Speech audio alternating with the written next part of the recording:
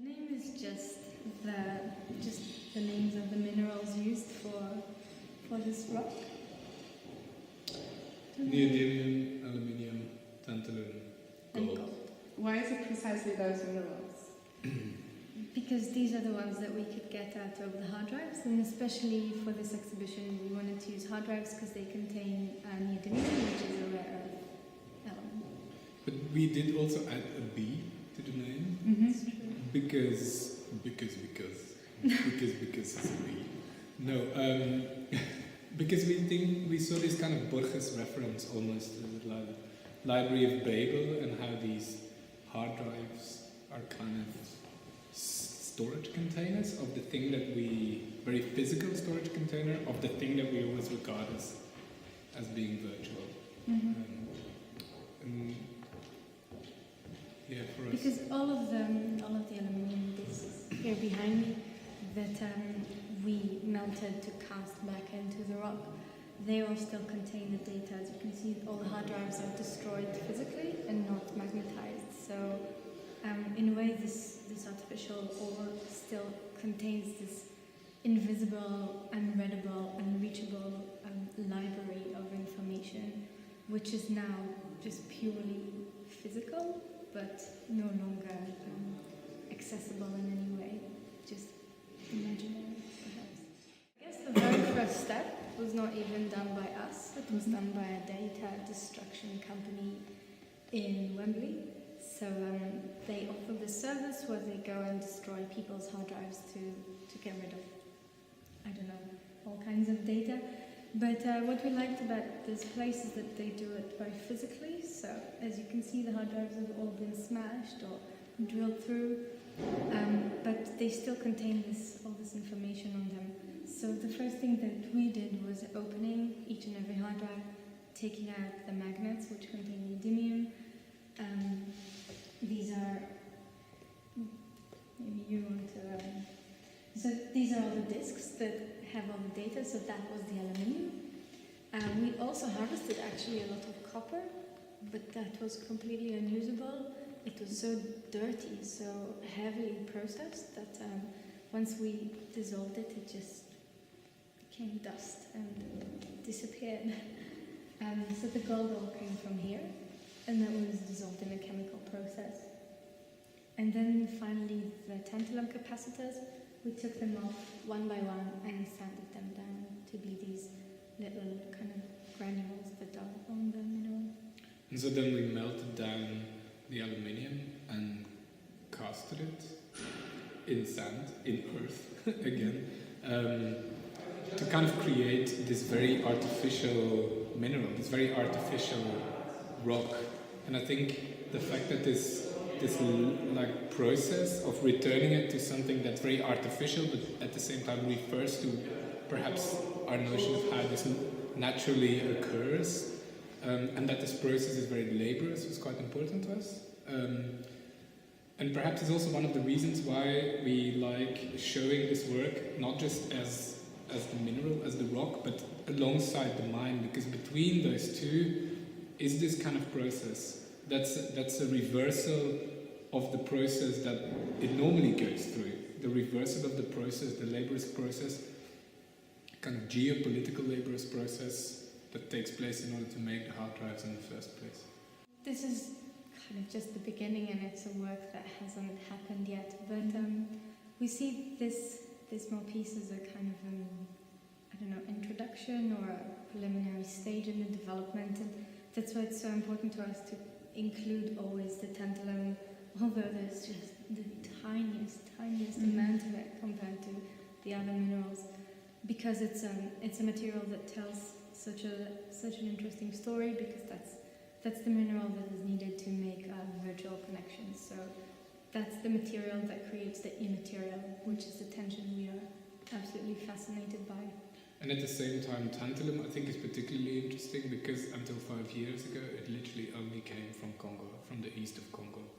And we're really fascinated by the way it is mined, which is in a very artisanal way, which means it's not kind of mega corporations with mining licenses, but just people that go with shovels and sieves and start digging in the ground or start sifting through the river And it kind of creates not just the mining itself, but it kind of automatically creates this sort of pop-up economy, a very informal economy, with like, you know, whenever something's found, it kind of, you know, must increase, and it creates almost these pop-up cities around these informal mining sites. And they are very vulnerable because they are these informal economies, because they are these kind of non-regulated processes. They're very vulnerable to the corruption, the violence that is going on and has been going on for the past 20 years within Congo.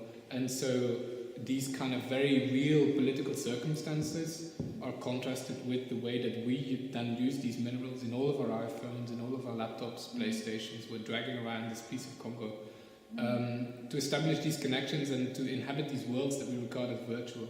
And I think that tension between that is something that we're really interested in.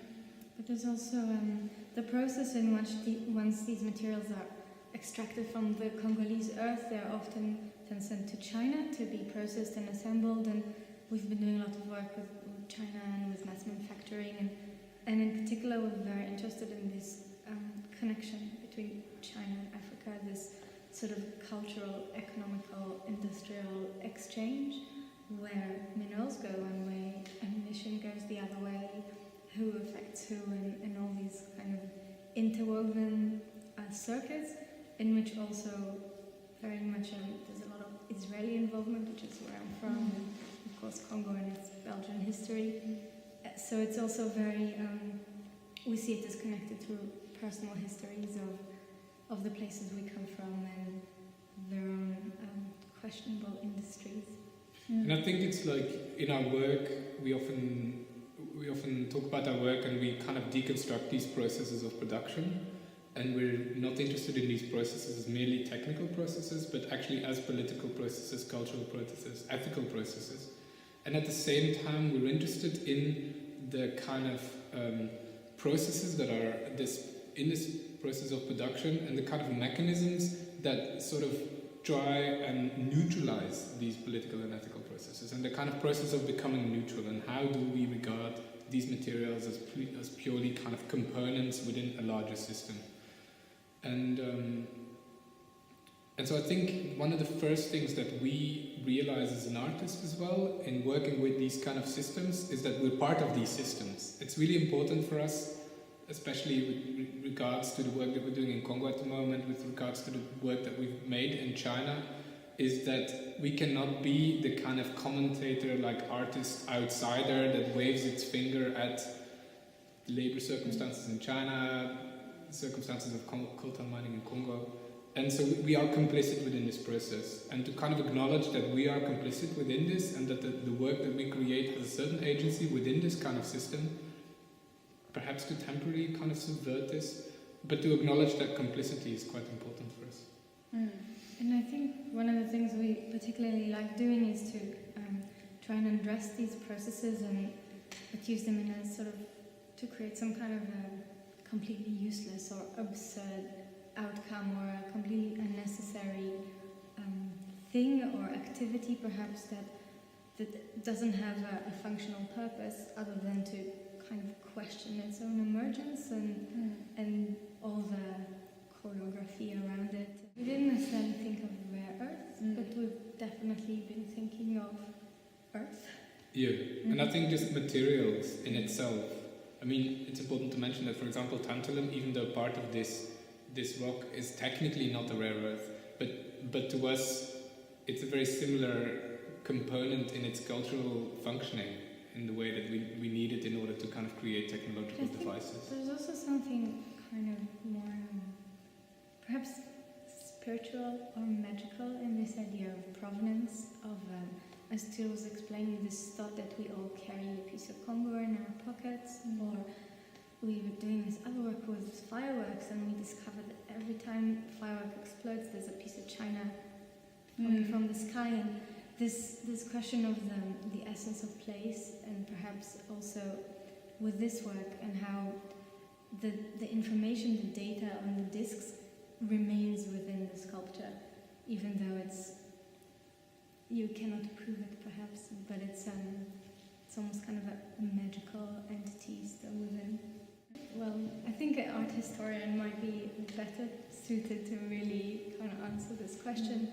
But I think for us, even more so our previous design education in industrial product design is something that we still use to understand and manufacture our work.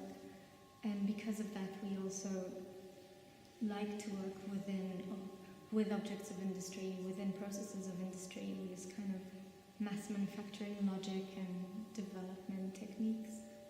I mean, I think it's quite clear that even though we have this background in design, that we really position our work firmly within the world of art, in the way that we kind of relate to that discourse and that mode of presentation. But at the same time, I think the work itself, other than, as Revital just said, is kind of about appropriating some of these processes of production in order to kind of comment on themselves.